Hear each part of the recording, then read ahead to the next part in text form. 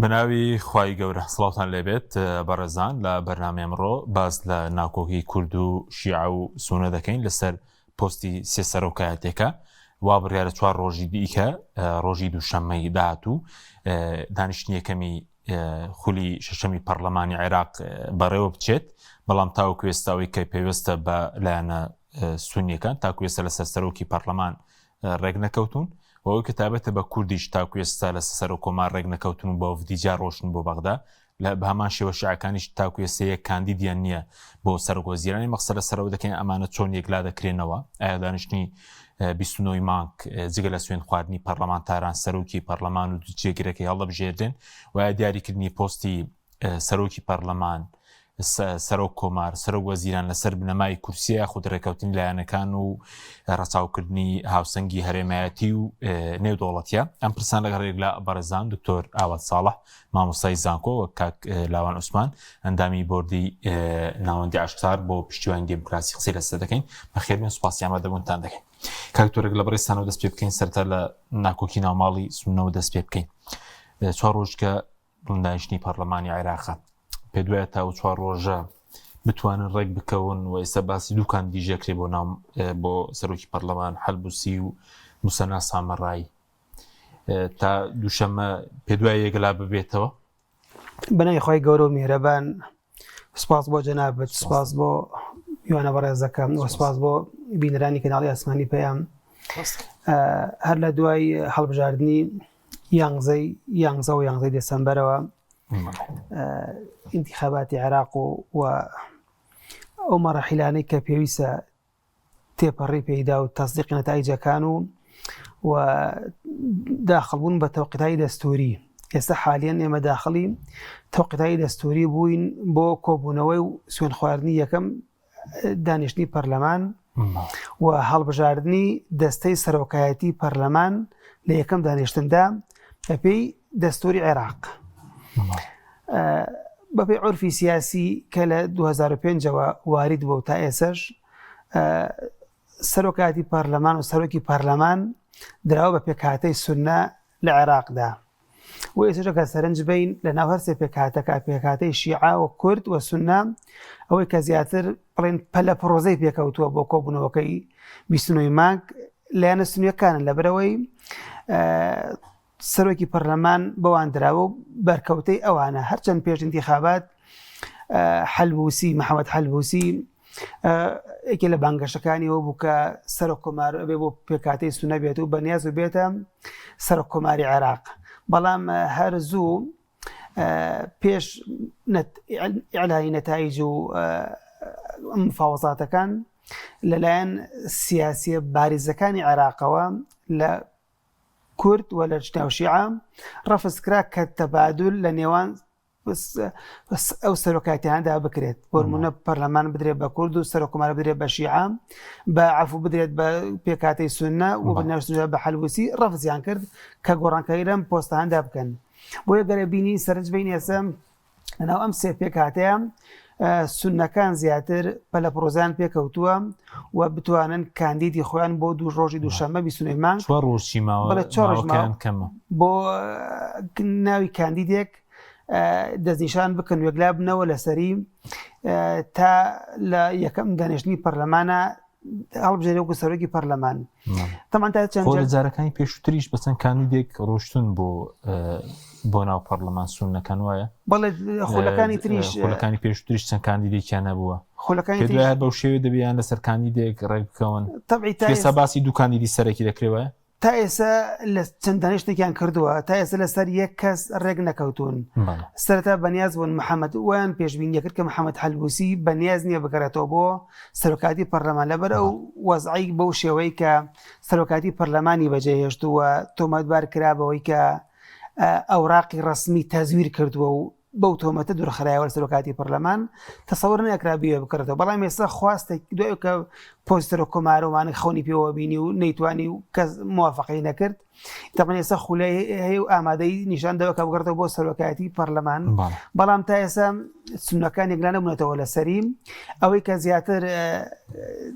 چانسی زیاترە و باز ئەکرێت ئەوەی سەرۆکی کوتلەی عەزمە موسەنا سامەڕائیە کە قسە لەسەر ئەوە هەیە کە چانسی زیاترە هەچە هەندێک قسە کراوە ناوخۆیانە ئەو کەسەی کە سەرۆکی پەرلەمان وەرەگرێت ئەبێت لە حەقای بە وەزاریەکان پشتی سوودەکان هیچ وەرنەگرێت تا ئێستا لەسەر ئەم باونەتەوە بەڵام تا ئێسەش نەگەشتنەوەتە ئەنجام دوور نییە بە دوو کاندید یان دوو کاندید زیاتر بچنە ناو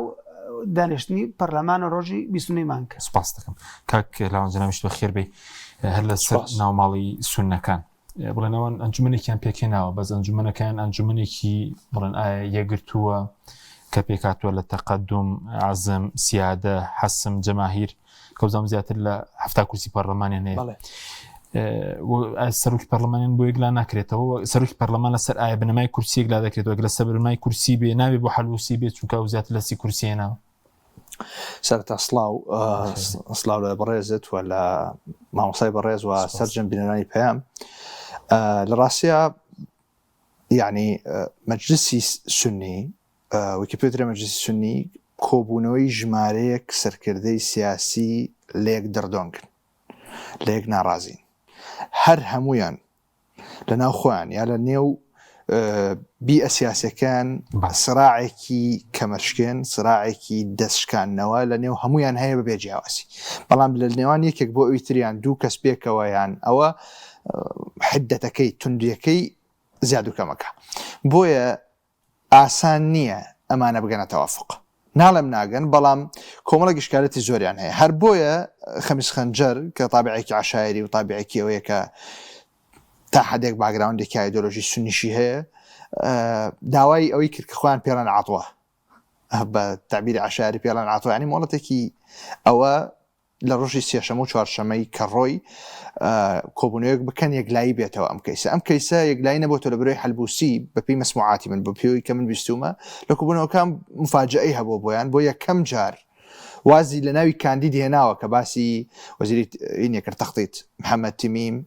کە باسی ئامۆزاکەی خۆی سەرۆکی لژنەی تاقە هەیبەت باسی کۆمەڵە کەسێ کرد ئەم جارە بە ناوی خۆی هاتووە ئەم جارەڵە من کاندیدم و ئێوە لەسەرتانە پشتیوان پێشتر باسی نەکردن هەلبووسی دەیوت محەممەد تەمیم کاندیدی من لەگەڵ هەیبەت هەلبووسی باس ناوێ هێنا ناو ئەوی فلان کەس کاندیدە فلان کەس کاندیدە ئەمانە من گەورەترین کوتلەی سونیم ئەمە ناوەکانە ئەم جارە بە ڕسمی تەرحی خۆیەکە ئەمە ئیشکالەتی گەورەی ڕێک نەکەوتنی ئەم جارەی سونەکانە باشکراوتێتی من لە کاتێکە ئازانەیە کە ڤیتۆی کوردی و شیعیشی لەسەر ئەمە هەلبووسی ڤیتۆی لەسەرە کوردی و شیعش ڤیتۆی لە ناو کووردا پارتیە پارتی دیموکراتی کوردستان ڤیتۆ هەیە و لایەنە شیعەکان شاگەدار کردوەوە من پارتی و ئەوانە بێکەوە پێشتر بێکەوە پەیمان بوون ئێستا ئێمە سەر و خاڵەت ئەم تەوێژ هیچ لایەنێکیان نیم بەڵام ئەوەی کە من ئاگادارم ڤیتۆ کوردەکە ڤیتۆی پارتی دیموکراتی کوردستانە و ڤیتۆی شیعەکانیش ڕاگەیەنراو نیە بەڵام کۆمەڵێک لایەن کە لێی دەردۆنگن بەڕاستی لەم هەلبووسی بەڵێ بەزەوی پارتی لەسەر چێ و شیعەکان لەسەر چیە لەسەر ئەوەی کە لەسەر حسابی گەڕانەوەی هەلبووسی بۆ ناودۆخە سیاسەکە و تعاملکردن لەگەڵا جارێکی تر وەکو لیدەرێکی سیاسی لایەن شیعەکانەوە برتی بوو لە ئەوەی کە تۆزێک تند بەرامبەر کورد قسە بکە کوردیش بۆ نمونە لە کەیسی تەسلیحی پێشمەرگەیە پار بوو زۆر بە توندی تەنانەت تونتر لە زۆرێک لایەنی شیعی هاتە سەرخەت کە بۆچێ پێشمەرگە تەسلیح بکرێ بۆچی چی ئەم کەیسە جێی یعنی بابەتێکی حساس بوو بەنسبەت پارتی دیموکراتی کوردستانەوە زیاتر دووش لە کەیسی ناوچەی جێناکۆک ئەطرافی مووسڵ نزیکی سنووری هەرێمی کوردستان لەمانەش مووقفی هەلبووسی مووقفێکی بە تعبیری بە تەسەووری پارتی دیموکراتی کوردستان دۆستانە نەبوو تعبیرێکی دۆستانە نەبوو لەیەکێک لە مقابلەکان هەڵە ئێمە طبعاً عكسي قسەیەکی خۆشێت ئەڵێ ئێمە کورچی بۆ کردووی مەسەلەن تا ئاوائین بن لە کاتێکە کەسێکی خەمیس خەنجەر کە نزیکی پارتی ئەڵێ کورد و هەولێر و سلێمانی داڵدایان داوین لە کاتی ئەسمەی داعشە ئەم مەوزوعانە کۆمەڵە مەوزوعی حساسن ها یعنی کۆمەڵە کەیسەوەکان نێوانی کورد و لیدەرێکی سیاسی سنەتێک بچێ و پێچەوانەشەوە یا لەگەڵ لایەنێکی شیعەکان قبوڵی ناکەن لەبەربی ئەی کۆمەڵاتی خۆیان بەو ئالیەتی کە هەلبووسی دوورخراوە لە سەرۆکاتی پەرلەمان ئەو عەمەلیەی دێواندن و شەیطانەوەوانی کە دژی ئەنجام درا 2 ساڵ لەمەوبەر ئێستا بهێنرێتەوە بکرێتەوە بە هەمان پۆستی پێ بدرێتەوە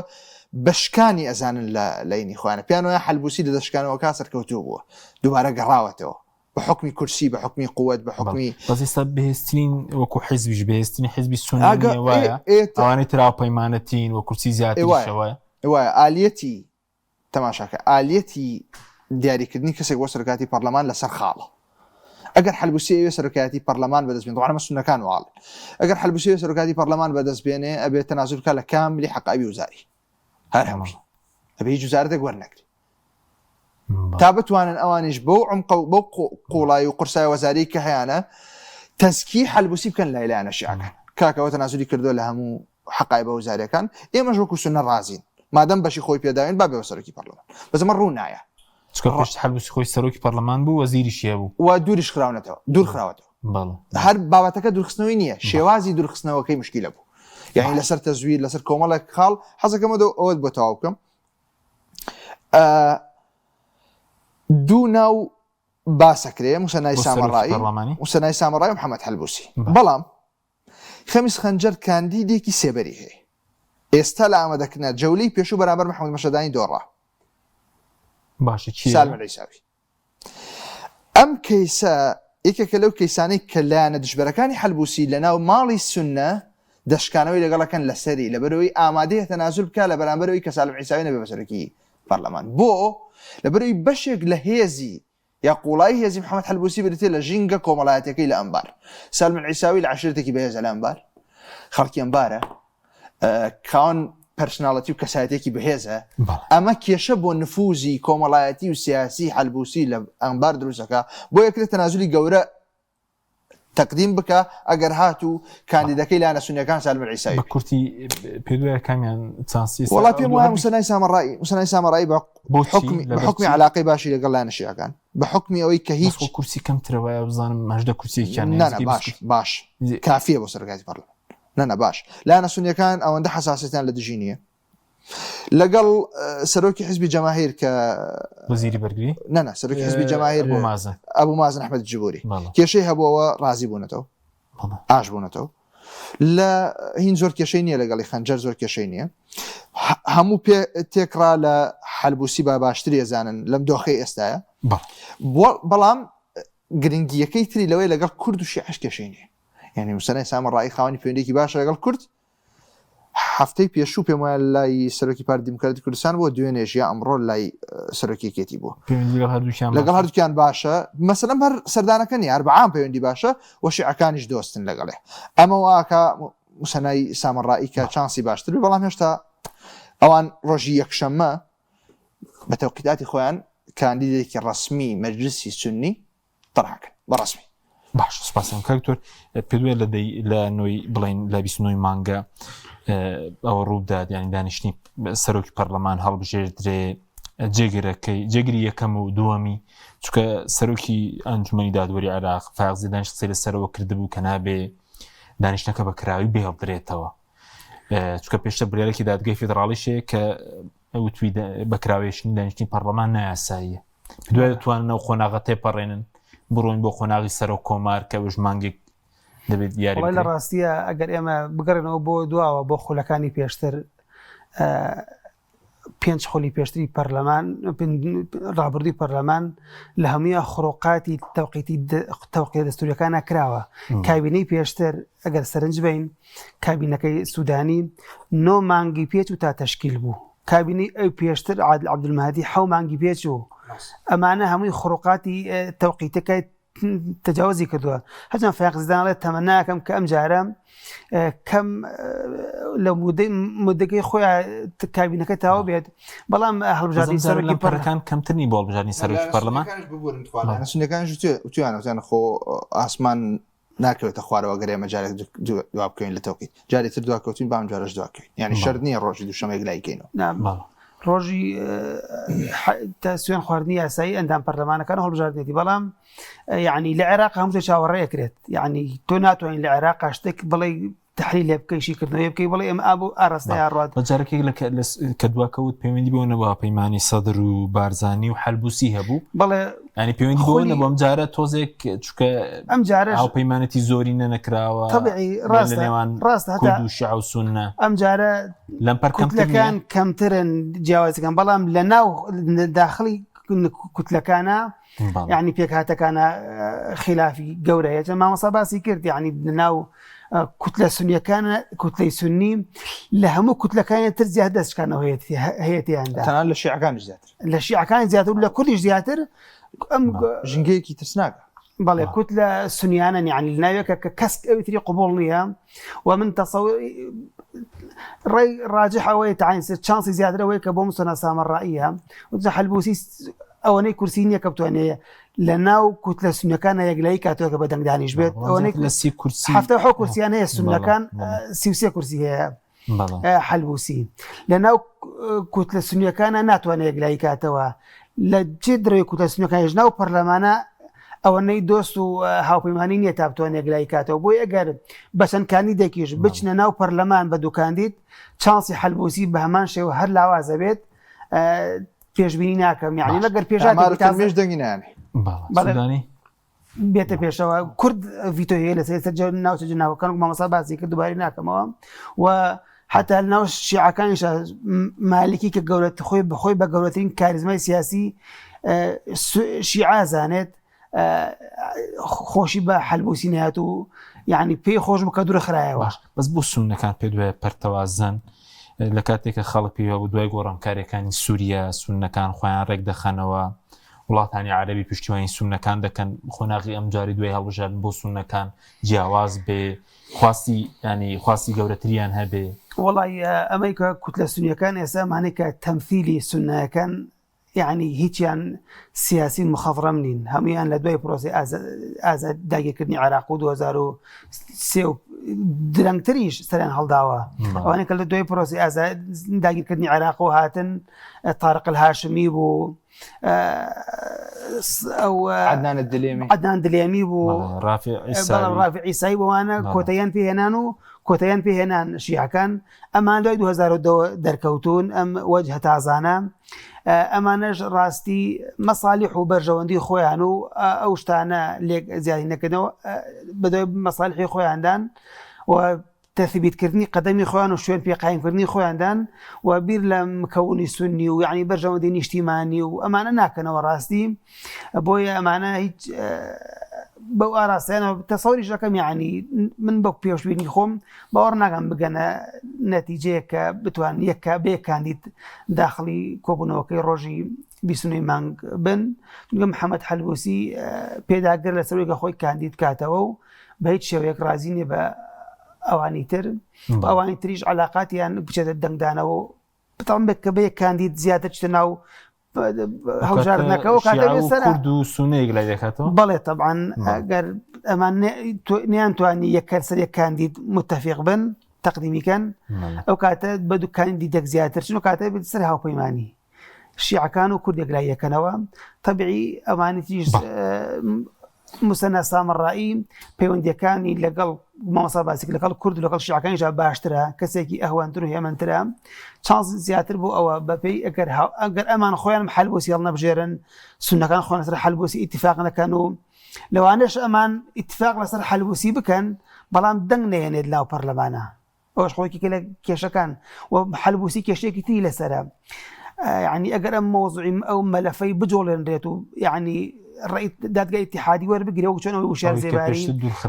بەڵێ وشار زێباری خۆی کاندید کە بۆ سەرۆکاتی کۆماری عێراق و دوای محکەمەی اتحادی وتی شیاونیە بەڵێ منعی کرد حەلبوسیش ئەو پارکە دوور خرایەوە لە سەرۆکاتی پەرلەمان یعنی تۆمەتەکەی چی بوو تەزویری ئەوراقی ڕەسمی بوو پێنجۆی ئەو تەوەرەیە جێبێڵین مامۆستا قسە فەرمێ بەڵام یەک خاڵە زۆر گرنگە لەسەر و پرسیاری تۆ کاک حەکیم تۆڵەی بۆچی لە دوای گۆڕانکاریەکانی سووریا بەعکسی تەوقعاتەوە ئەوان نانتوانی یەک بگرن و نێوماڵێکی بەڵێ داواکاری زۆر گەوریان نەبێن بۆوانین لەبەرەوەی ڕاستی ئێستا سەردەمی جیلی دووەمی قیادەی سونی جیلی یەکەمی قیادەی سونی لە ڕافع عیساوی لە طارق هاشمی لە عەدنان دلێمی ئەمانە هەمووی دوورکەوتەمانە جیلی عەقایدی بوون کۆمەڵە خەڵکی عەقایدی بوون خاوەنی کۆمەڵەکەی ئێستا ئێمە ئەو مەبادئە پێمان باش بیان نا بەنسبەت خوانەوە کۆمەڵە کەسی ئایدۆلۆگ و عەقایدی بوون کۆمەڵە کەیسیان هەبوو کۆمەڵک دۆزیان هەبوو مەلەفیان هەبوو بەلایەنەوە گرنگ بوو ئەولوێتی هەبوو ئەمان پراگماتی ترن ئەمان هەمویان خاوەنی عەقڵەتی تیجارین تۆ کەسی بازرگان وەکو موسەنای سامڕایی کابراکە لەنەوە دەکانەوە بزنسی کردو ئەبوو مازن هەروە حەلبوسی بەڵێ خاوەنی شەریکات و بزنسی گەورە و وەکو کوردەکانی لای خۆمان لێ هاتووە نەنا تەسەورەکەیت ئەو جارە حەلبوسیە لە من بۆیە سەر ڕای جیاوازەکانم لەگەڵ پارتی ڕێزیانەکەم لە بەرەی خاوەنی دۆزن ئەو واڵێ من نەقلی قسەکەم ئەوە لە خاوەنی دۆ بۆ لە بەرەی ئەوان خۆیان ئەوان نێ پراگماتی زۆر پراگماتین پارتیەکێتیش دۆزیان طبعا ئێمە لە بەرەوەی ئەزانین ئەو لە بەرەوەی خواردترە بۆی هەستی پێیەکان ناز ئێمە نزیکترین بۆی ئەزانین یعنی طبیعیە بەنسبەت ئەوە جێی سەرنجە وەڵام من و تۆ لەوانەیە لە قوڵای باش مۆسێ لایانی بازرگانی و بەرژەوەنی شخصی وای کردووە کە زۆر سەرداوەکاری ئاوادانکردنەوەی ناوچەکانیان پێدانی دەسەڵاتی زیاتر ئەوان لا نییە بەڵێ خەنجەر تۆزێک خەمیس خەنجەر تۆزێک ئەچێتەوە سەرگیری یەکەم بە زۆر ئەو طبعاً کۆمەڵێک مەبادی ئەوەی هەیە بەڵێ تونداژۆ بۆ بەڵا چی بۆ بەڵام بەنسبەت کۆمەلگەی سنیۆ قسەکەم کۆمەڵە کشتی ئەولویاتی گەورە هەن لە کۆمەلگەی سنیان لایکەم ئەو تەبەنیە کاجاجار وەکو دۆزی ئاوارەکان و دۆزی جرف سەخڕ و ئاوادانکردنەوە و مەلەفی ئاوادانکردنەوە و مەلەفی سیادەی منطقەی سنی و قەراری سنی و شعاراتیش بێ لایکەم نەمانی گروپە چەکدارەکان لە ناوچە سنیەکان و ئەوە نییە ئەوانی ترنە ئەوان تر بە پێی سیاسەتی ڕۆژ تعاملەکەن حەلبوسی جارێکی بینی زۆر توندە بەرامبەر شیعە جارێکی بینی نا بینی سەر شیعەکان ئەوان خۆشیان ئەوانیش بڵێن کاندی سەرۆگۆزیرانیان بۆ یەک لا ناکرێتەوە قورسە کۆبوونەیەک بوو پێرێ هەڵە نەبم لە ماڵی سەرۆکی منەظەمەی بەدر باش ئەگەر ئێستا پێیان بڵێ کێ بڕیار برە سەرێکەکان کێ بڕیار دەدەن شیعە ئێتاری تەنسیقی ئاخر کێ لە وەکو چێ ئێتاری تەنسیقیمانە خاوەنی بڕیارن تەیە بە دەرەجەی یەکەم سەرۆکی هاوپەیمانەتی دەوڵەتی یاسان و مالیکی خاوەنی بڕیارە قەیس الخەزاعی وەکو گەورەترین حزبی سیاسی شیعی وەکو گەورەترین حزب هاوپەیمانەتی ناسادقون بەتەنها بچنە کورسیەنەوە وەکو حزب ماریکی کە لەو زیاترینەوە هاوپەیمانەتی حزبنی سوودانی هاوپەیمانەتی ئەویت حەکیمیش زۆریەنەوە هەژدە کورسی باش ئەمانە خاوەنی بڕیار نوری مالیکی قەیس خەزاعی ئەمار الحەکیم عبادی بەشداری هەڵبژاردنی نەکرد بەس کاندێکی بێزێسە بیرە نەچێ جاو سەیرە بەشداری هەڵبژاردنی نەکرد بایکۆتی کرد ئێستاش کاندیدا نانا ئەزانی لە ماڵی هادی لە ئەمریکا کۆبوونەوەیەکی زۆر گەرن ڕۆی دا ئەمریش هەر ڕۆڵی هەیە ئەوش ڕۆڵی هەیە لە ماڵی ئەوان کۆبوونەوەیەک بووە حەزەکەمەوە نەقڵکەم بۆی وازەح بێ قیاداتی ئیطار کۆبوونەتەوە بەبێ سە کاندیدەکە سوودانی مالێکی عبادی خۆیان کۆبوونەتەوە یەکێک لە ئامادەبووان تەرحی فکرێکی زۆر عجیبی کردەوە توتی با ئەوسیانە کۆبنەوە ئێستا ئەوان لێرەنی ئەوسیانە کاندیدی ئیطارن ئەساسی با ئەوسیانە کۆبنەوە لە بینی خۆیانە دوانیان تەنازل بکەن یەکێکیان کاندید ئەگەر تەنازل نەکەن دوانیان تەنازل نەکا بۆ ئەوی تر یەکێک نەکەن بە کاندید هیچیان کاندید نابن بەس لە شەشەکەی تر چکە ئیطار نۆ کاندیدی سەرەکی هەیە سەنۆ کاندید هەیە نە ئێستا باسی ژمارەکەم 6 کاندیدی سەرەکی هەیە لەم سێ کەسە تەبەنی یەکێک لەو کاندیدانە بکەن کامیانەوە پشتیوانی بکەن لەسەر ئەوان حساب بەڵام وەکو ناوی جدی نور المالکی محەممەد شیع سودانی حیدەر العبادی علی شکری سەرۆکی دەستەی ڕاوێژکاران لە سەرکاتی کۆمار دەمێکە لەوێ سەدریشە کۆنە سەدری بوو سەدرینی ئێستا دەمێکە سەدرینی ئەمانە ئەوە فکرەکەیان باشە لەم ئانوساتەیە ئەوە بوو محەممەد شیع سودانی بە ناوی ئەتلافی عمار و تەنمیەوە مقتەرەحێکی کرد وتی من ئامادەمەوە وەرکە بگرمەوە ئەستۆ گەر ئیطار سیقم پێ بکا بەو اعتیباری کە من بەشێکی دانەبراوم لە ئیطار ئەمە یەک ئەمە تەنازولێکی سیاسی زیرەکانە بوو ڕاستی من بەشێکی دانەبراوم لە ئیطار لە کاتێکا پێش انتخابات هەیوت سەرکردە شکست خواردەکان سەرکردەکانی گروپی سەرکردایەتی شکست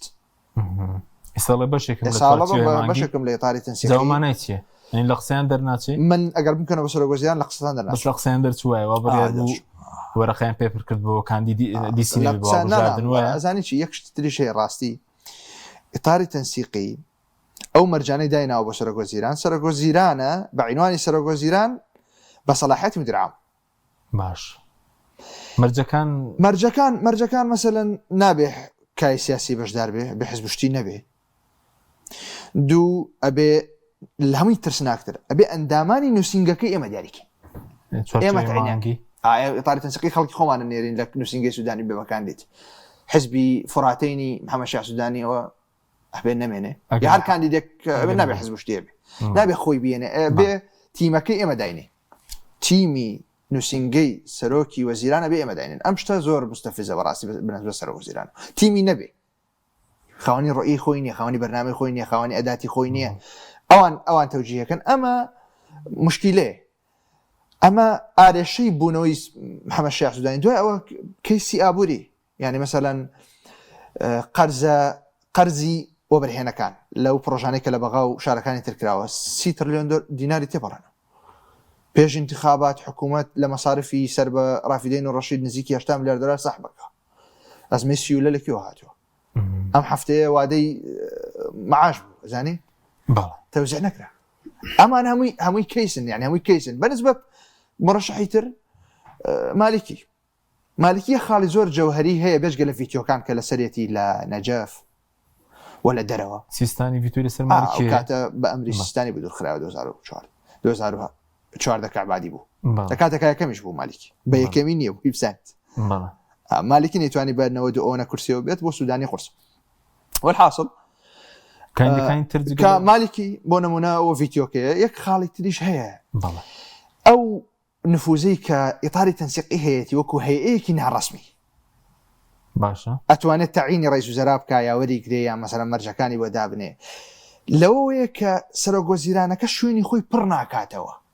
لای کەم لە خطوتی گشتیە لە هێڵە گشتەکانە وەکو مۆزەفێک لای ئیطارە مێنێتەوە بەس ئەوان نەزانن ئەگەر مالکی بێ بە سەرۆک وەزیران لە ڕووی کردداری و ئیطاری تەنسیقی نامێنێت چکە پۆستەکە پڕکاتەوە کەسێکی بەهێز پۆستەکە پڕکاتەوە سەرۆک وەزیرانی تر بهێن ئەتوان تەوجیهی بکەن ئاراسی بکەن بڵێ وابکە بەس مالکی بێ نەبێت داوای لێ بکە ئەومان بۆکەی تکایە ئەوەکەی ئەوانش حەزیان لە تکایە و بێ زەحمەت و لەوە نی حەزەکەن بڵێ کاک حەکیم بڵێ ئەوە بکە بیکەتەوە سپاسەکەم دێمەوە خزمەت کاکتۆر سەبارەت بە شیعەکان وەکو لاوەنج باسکەنی حەزەکەن کەسێکی لاواز بە سەرۆک وەزیران چکە ڕەنگە بڵین دۆخی قلیمی پێوە دۆخی قلیمەوە بخوازی کەسێکی بەهێز بێ ململانی ئێران و ئەمریکا هەیە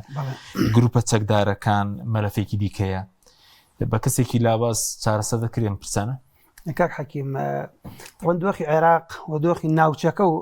کەش ئێستا جیاوازە لە 4 ساڵ پێش ئێستا لە خولەکانی پێشتر کە سەرۆک وەزیران دیاریەکرا تەبعی لە دوای ئێستاش ئەم ناوچەیە هێشتاوەکو یعنی ژی لەمۆی 7 ئۆکتۆبەری تێدا ماوە لێکەوتەکانی 7 ئۆکتۆبەرەوە حیزبوڵڵا کۆتایی پێ هاتەوە سووریا ئەسەد ڕوخا یعنی عێراق دۆخی عێراق و ئەخوازێت کە کەسێکی بەهێز سەرۆک وەزیرانی بێت بەڵام ئیطاری تەنسیقی وا ناخوازن ئەوان وا ئاخوازن کەسێک وەک بامەسا باسی کرد کە کەسێک بێت یعنی ماسکی بێت یعنی ئەمان مطیع و گوێڕاڵی ئەمان بێت حیزبی سیاسی نەبێت و کەسێکی بەهێز نەبێت ئەمان خۆیان ئەمانەت لە چۆن لە ساڵیان ڕابردووە چیان ویستوە کردویانە لە ناو حکوومەتە لە ناو دەوڵاتە چیان ویستوە کردویانە ئێسەش بە هەمان شێوە سەرۆک وەزیرانێکی لاواز بێ مۆزەفێکی ئیطاری تەنسیقی بێت ئەم حیزب و کوتلە سیاسیانەی کە ئیطاری تەنسیقیان پێکێناوە خۆیان هەر شتێکیان ویست لە ناو حکوومەتە بیکەن هەر وەزیرێکیان ویست دای بنێن هەر وەزیرێکیان ویست لای بەرن هەر یعنی لە مۆزەفێکەوە بیگرێت تا وەزیرێکی باشی دیانەوەی سەرۆک وەزیران کەسێکی بەهێز نەبێت چونکە بڵین پێگەی بۆ دروست دەبێت سوودانی 2 کورسیە بووە بەرلەوەی بێتە سەرۆک وەزیران ئێستام جارا پەیمانێتێکی 36 کورسیەنە پۆستێکی گرنگە دەتوانێت پێگەی بەهێز بێگەر ئەم ئیطاری تەنسیقی کەسیان بۆ ئەوی تریان جیاوازە بوونە مالیکی لە خۆی بە گەورەترین کاریزمای سیاسی ناو شیعە زانێت پێکاتی شیعە زانێت نایە منافسێکی تری بۆ دروست بێت نایە جارێکی تر سوودانی بچێتەوە شوێنە ڕۆڵی ئەم لاواز کات حتا لە کۆبنەوەی ڕابردووە سوودانی وتوێتی بە قسانەی کە تەسریبی کردووە توێتی عێراق تۆشی ئەزمەیەکی مالی بووە و ئەخوازێت ئەم 4 ساڵی داهاتوە ئەخوازێ کە من سەرۆکوەزیران بم تا عێراق لەم ئەزمە مالیە ڕزگار بکەم. مالکی جوابیاوەتەوە توێتی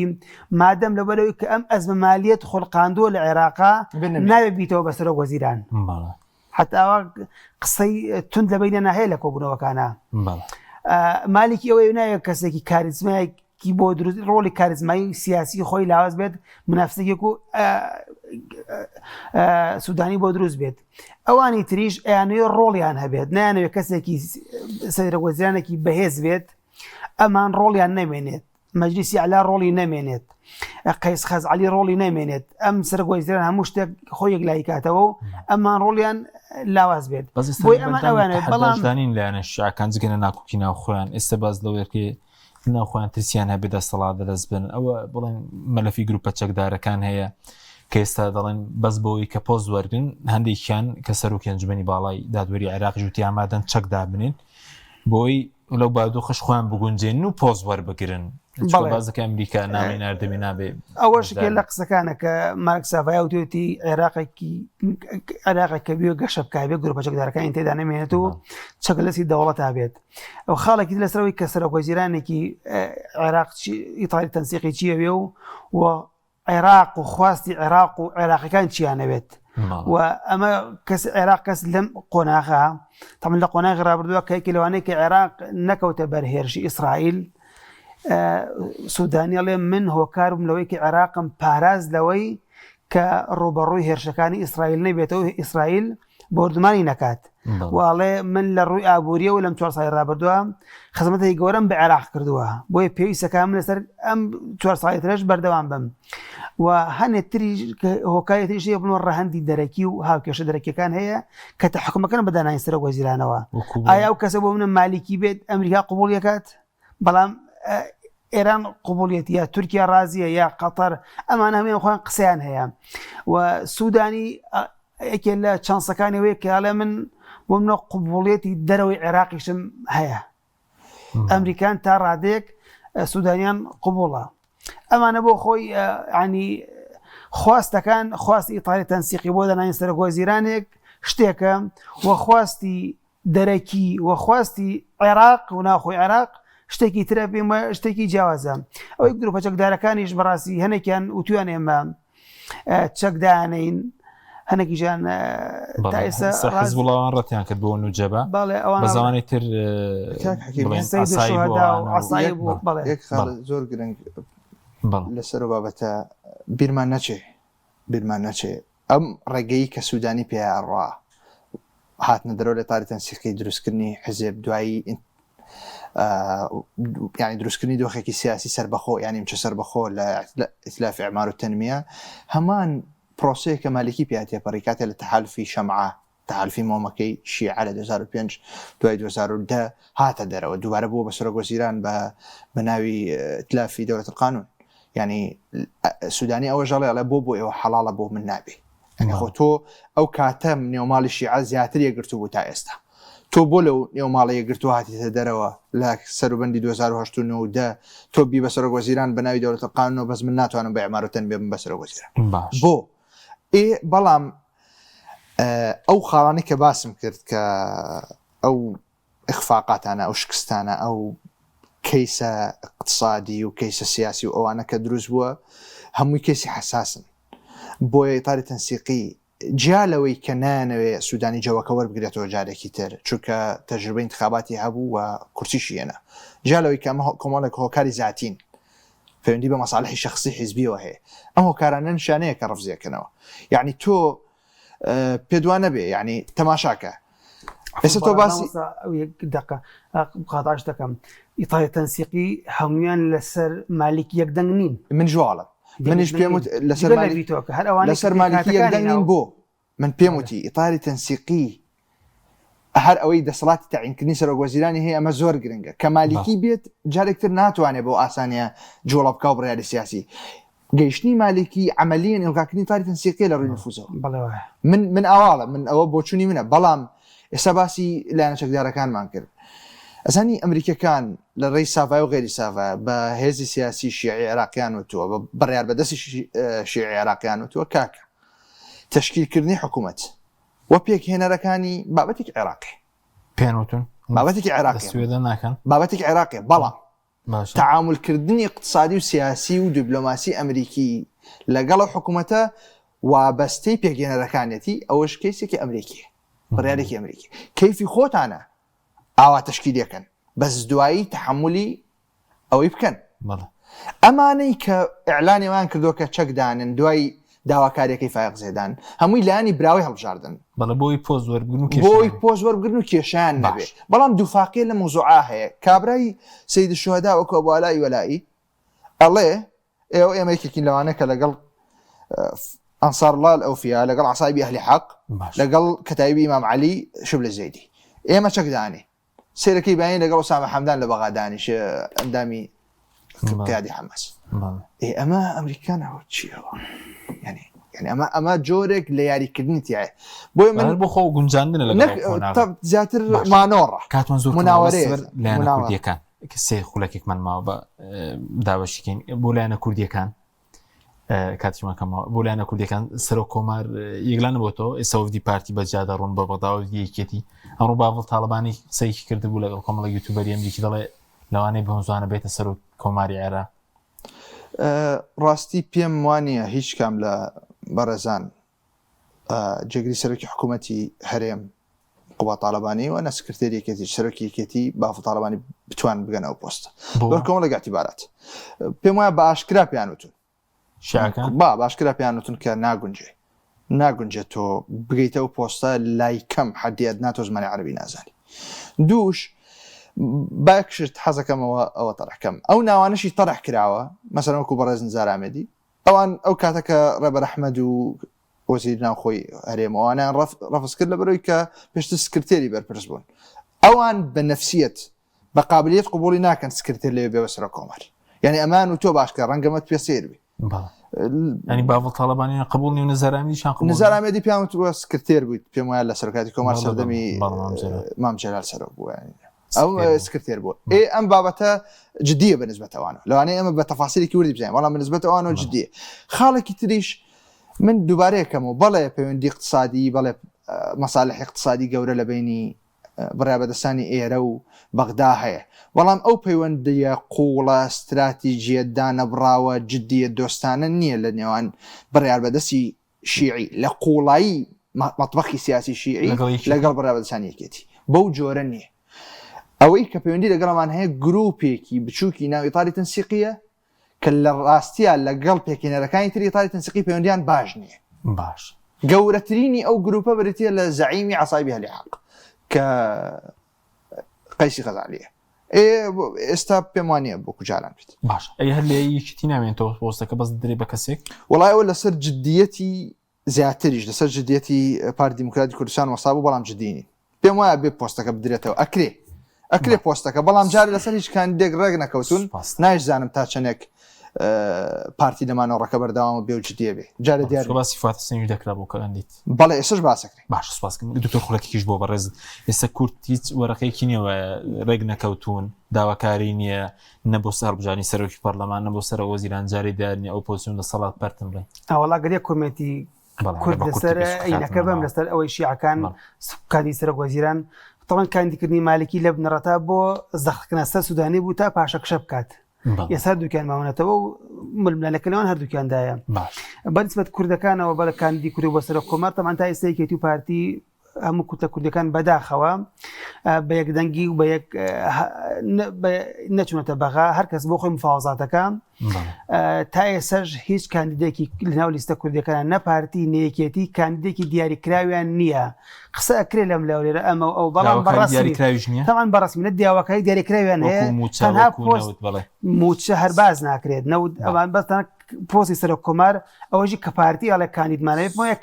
پارتی بەڕسمی نییە تەنها بۆ شەخصنە سەرێکێتیەوەی توزێکێتی مۆزایەقە بکە لەبەرۆ لە هەرێما لەگەڵ یا بگونجێ حکومەت پێک بهێنێ ئێنا پارتی جدینێ تا پۆستی سەرۆک وەزیران سەرۆک کۆمار وەربگرێت. سوپاس دەکەین بەڕێز دکتۆر ئاوات ساڵح هەروە کاک لاوان عوسمان سوپاسیان بەدەبوونتان دەکەین. سوپاس بە بینەرانی بەڕێز سوپاس بە هۆکارانم خواتان لەگەڵ.